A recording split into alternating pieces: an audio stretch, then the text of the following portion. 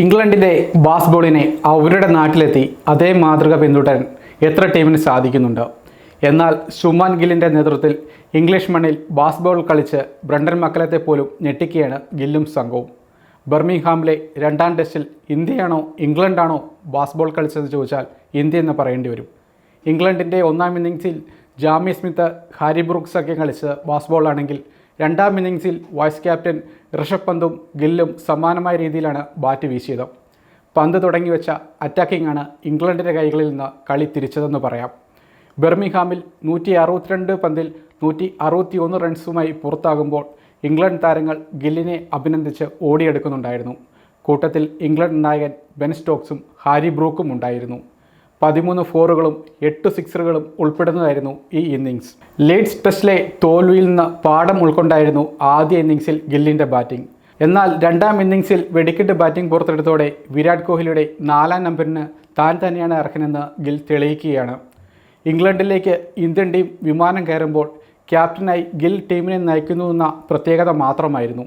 ഇംഗ്ലണ്ടിനാവും മേൽക്കോയ്മ പ്രവചനവും ഉണ്ടായി. 5 ടെസ്റ്റുകളുടെ പരമ്പരയിൽ ഇന്ത്യ തകർന്നടിയുമെന്ന് ഇംഗ്ലണ്ടിൻ്റെ മുൻ ഇന്ത്യൻ വംശജനായ സ്പിന്നർ മോണ്ടി പന്നേസർ പറയുകയും ചെയ്തു.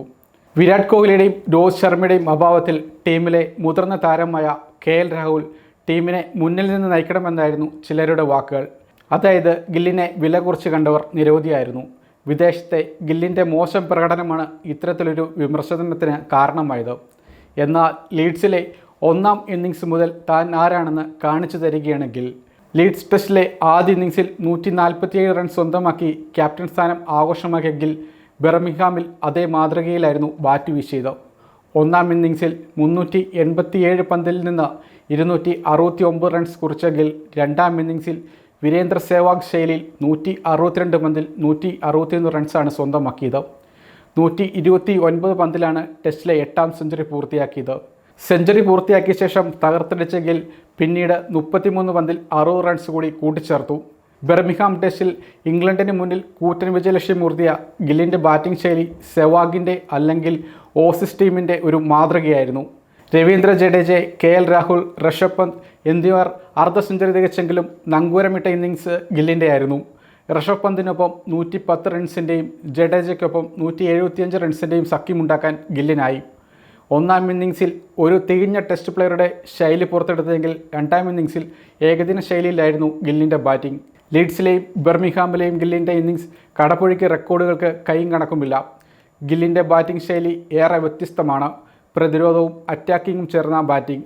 ചില ഘട്ടങ്ങളിൽ ക്ഷമ നഷ്ടമാകും, അപ്പോൾ ബൗണ്ടറികളായിരിക്കും ഫലം. തൻ്റെ ആദ്യ ഇംഗ്ലണ്ട് പര്യടനം വർഷങ്ങൾക്ക് മുമ്പ് ഗിൽ പൂർത്തിയാക്കുമ്പോൾ ബാറ്റിംഗ് ശരാശരി കേവലം 14 മാത്രമായിരുന്നു. എന്നാൽ ഇന്ന് അതല്ല കണക്ക്. ഓരോ ഇന്നിങ്സിലും ഗിൽ പുതിയ കണക്കുകൾ റെക്കോർഡ് ബുക്കിൽ എഴുതി ചേർക്കുകയാണ്. നിലവിൽ 146 ശരാശരിയിൽ ബാറ്റ് വീശുന്ന താരം ഇംഗ്ലണ്ട് പരമ്പരയിലെ 4 ഇന്നിങ്സുകളിൽ നിന്നായി 585 റൺസ് അടിച്ചുകൂട്ടിക്കഴിഞ്ഞു. ഇതിൽ 3 സെഞ്ചുറികളുമുണ്ട്. കുറച്ചു വർഷം പിന്നോട്ട് പോയാൽ സൗരവ് ഗാംഗുലി, രാഹുൽ ദ്രാവിഡ്, സച്ചിൻ തെണ്ടുൽക്കർ, അനിൽ കുംബ്ലെ എന്നിവരെല്ലാം ടെസ്റ്റ് ക്യാപ്റ്റൻ്റെ കുപ്പായം അണിഞ്ഞതോടെ പ്രകടനത്തിൻ്റെ കാര്യത്തിൽ പിന്നിലേക്ക് പോയവരാണ്.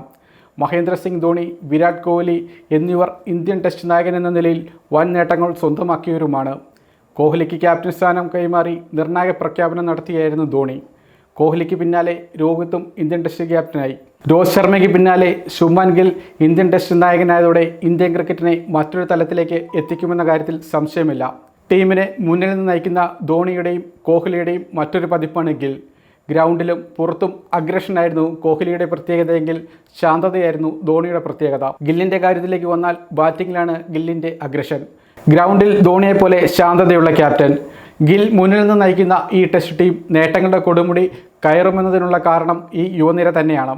നിലവിലെ ടെസ്റ്റ് ടീമിൽ രവീന്ദ്ര ജഡേജ, കരുൺ നായർ, ജസ്പ്രീത് ബുംറ എന്നിവരൊഴിച്ചാൽ ബാക്കിയുള്ളവരെല്ലാവരും യുവരക്തങ്ങളാണ്.